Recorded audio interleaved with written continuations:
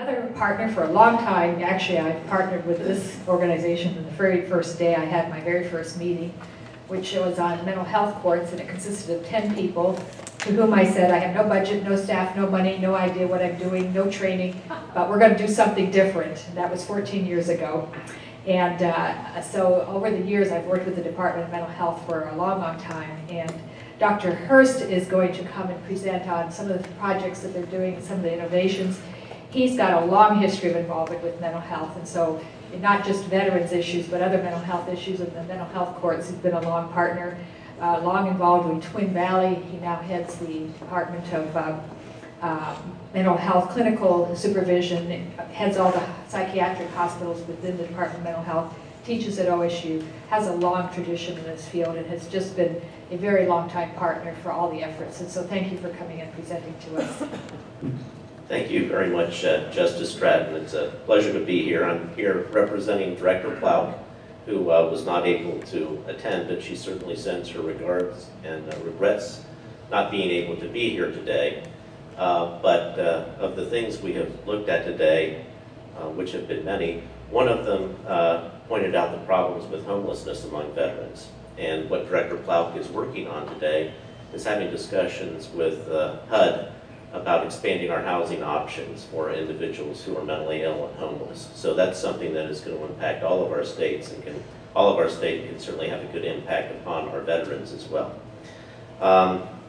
So I'm really pleased to be here to talk a bit about some of the things that we are doing.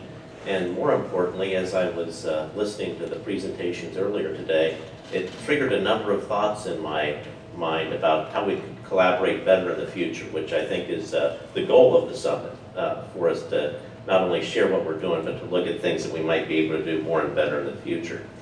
On a personal level, I first would like to thank you for the introduction, but I cut my teeth in mental health in the VA system. When I first graduated from residency, the first job I had was at the VA outpatient clinic in Columbus. It wasn't the Chalmers-Wiley VA outpatient clinic then, it was the VA outpatient clinic over on Kenny Road. And at that point we had about 20,000 patient visits per year in the mental health clinic.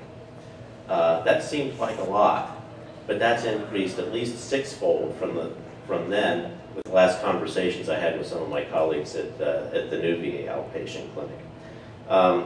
I'm sure Dr. Padden would agree that when I started, which was about 23 years ago, it was really difficult and frustrating to treat what we then called post-traumatic stress disorder.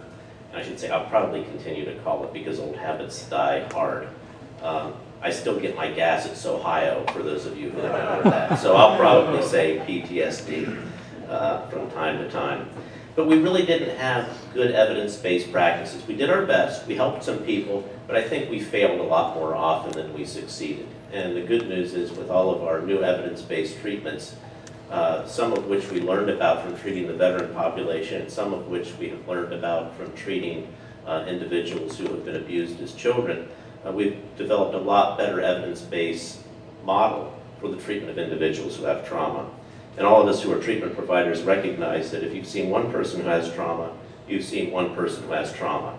It's expressed differently in everybody, and we need to adapt those evidence-based treatments to different individuals. Of course, we're now seeing a new population of veterans, but our new population of veterans is experiencing many of the things that veterans have experienced for years and generations as a consequence of war. But we're also facing some new problems, or at least new in magnitude.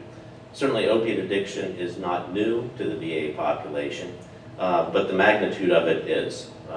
There was an Institute of Medicine report that came out last month that highlighted opiate addiction in the VA population, indicating that the prescription of opiate class medications has increased fourfold in the VA over the past decade, which parallels exactly what's happened in the state of Ohio and elsewhere too.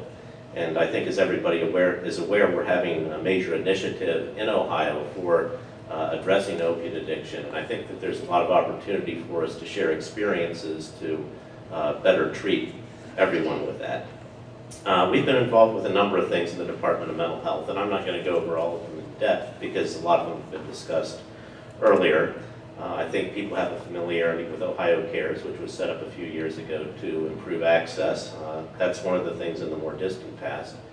More recently, we've been involved, especially with colleges and universities, including Miami, Cincinnati, Urbana, Kent State, Rio Grande, Sinclair Community College, the Community College in Wilmington, and things like that, which have focused on veterans who are returning to the academic environment.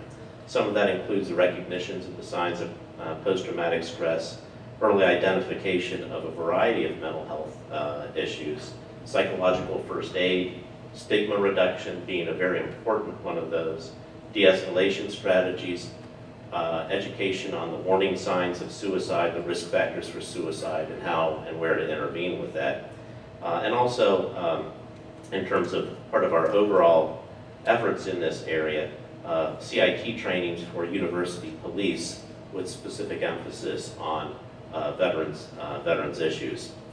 The PATH program we had some involvement with to deal with homeless veterans, and of course Project Vets and the Veterans Courts. In fact, one of the important things with that was that our research department was involved in some of the early outcome research for the Veterans Courts. And if you haven't seen that, it is remarkable. The results are really astounding. As a clinician, the clinical results that are obtained for individuals who have gone through the mental health courts are really incredible, with a degree of improvement in a lot of different things, including time to fall asleep, in terms of awakenings, in terms of arousals, and a marked decrease in substance abuse.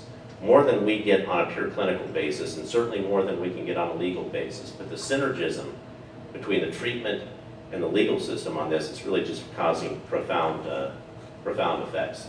Marked decrease in alcohol abuse, marked decrease in use of illicit substances. The one substance that we haven't touched with that is nicotine dependence. But that is a really hard addiction to treat, as we all know. We have a long history of treating veterans in the ODMH facilities.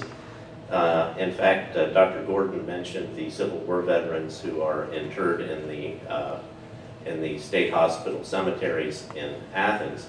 That's the case for the state hospital cemeteries here in Columbus, too. In fact, there's a specific Civil War veteran who had a severe head injury, was hospitalized at what's now Twin Valley Behavioral Health Care following the Civil War, where ultimately he passed away. But there doesn't seem anything too remarkable about that. There were many people that was the case.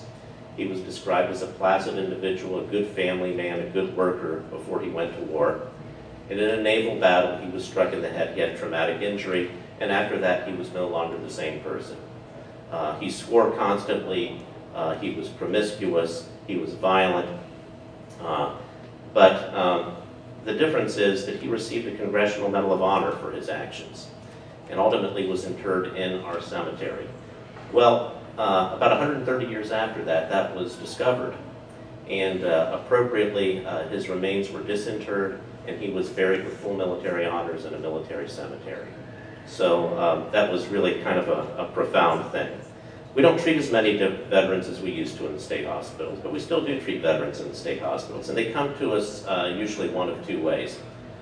One way, and the most common way, is that a person's having a mental health crisis. They present to a local emergency department, and they end up coming to our hospital for treatment.